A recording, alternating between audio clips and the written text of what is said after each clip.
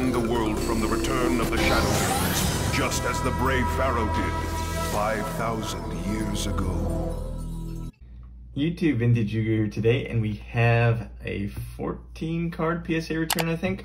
If it's not 14, it's somewhere around that. And I know the grades. I am very bad about waiting. Once I see that they've been graded, you know, I've waited many months.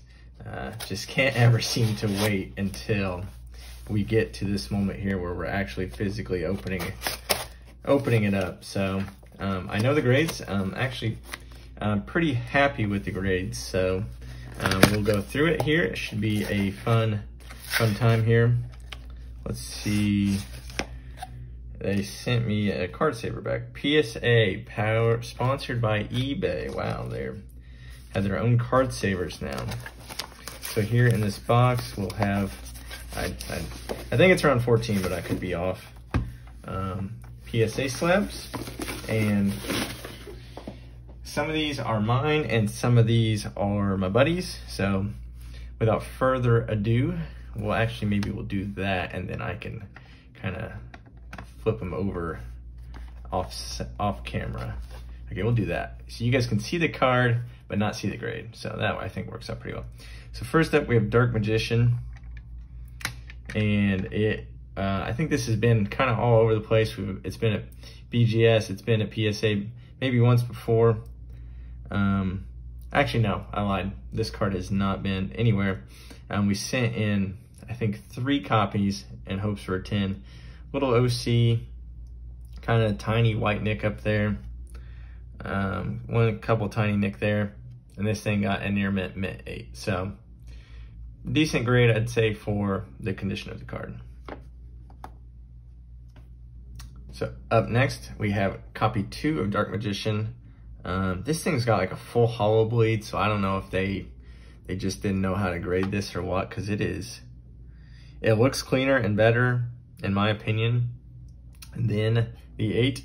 For some reason, it got a near mint 7. So this is probably one of the worst grades in the submission, based on just the other grades we got. And here we have, I mean, this thing is beautifully well centered, definitely, but it's got a print line through it. So Beckett absolutely hates it. You'll not get knocked down to an 8.5 or 8 on surface for a print line. But PSA doesn't seem to mind as much, but maybe that's the reason why. Tiny like white specks on maybe a corner or two, but this got a mint 9. So unfortunately we could not get a 10 out of any of those 3 Dark Magicians. So these are my buddies, and then towards, I think, like the last 6 or so are mine. So up next, we have a wavy left leg. And once again, you never know what you're gonna get looking at wavy stuff with either of these companies. And it got a near mint 7. So this one's probably, he's probably pretty unhappy with this one as well.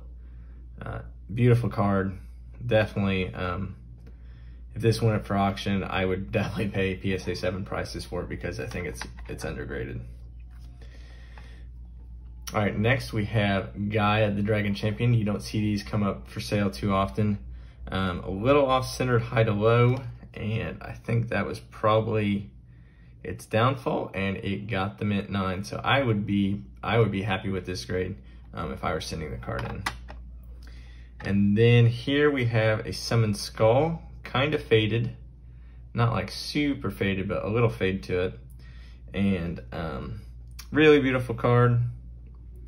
I definitely do not see anything wrong with it, and neither did PSA with its Gem Mint 10 rating. So beautiful card, like I said, and rightfully got the 10 it deserved. And up next, we have a secret rare Thousand Dragon, and beautiful card once again, but I mean, look at this centering.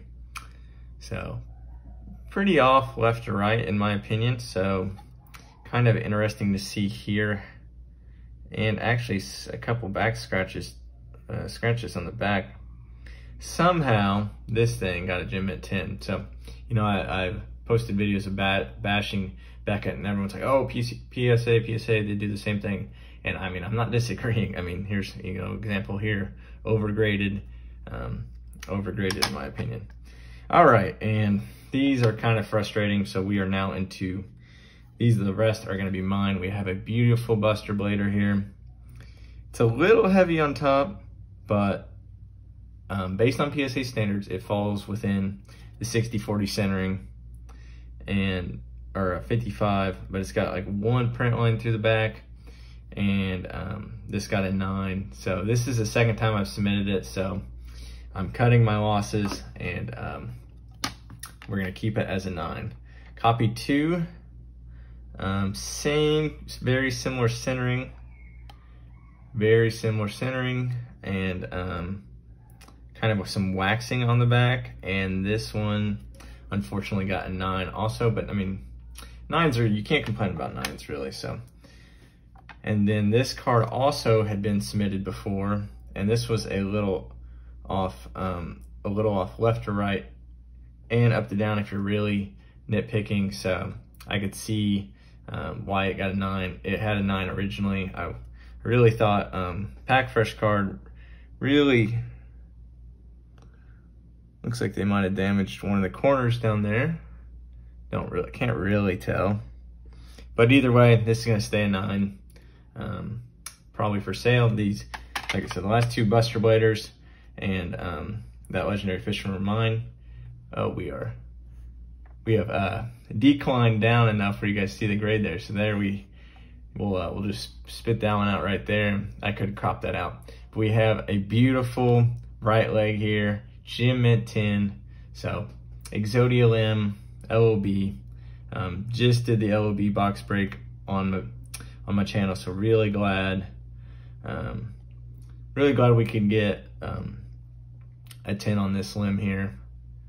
And this is actually already sold, so, but we do have some other limbs here. We have a left leg, had a kind of white nick up here on the corner, kind of OC, but I thought all these were worth sending. They were definitely all in near mint condition. And this thing got a near mint 7. So this will be for sale. Kind of got a full hollow bleed on it. Then we have a right arm. It has like an ink mark on it. I wouldn't have mind for them to put a MK on it, but pretty well centered, little off high to low, and really happy. We got a 9, so I bought these ungraded, so not going to complain about 9s when I buy the card versus if I pull the card and look it over. You know, I might be a little more critical.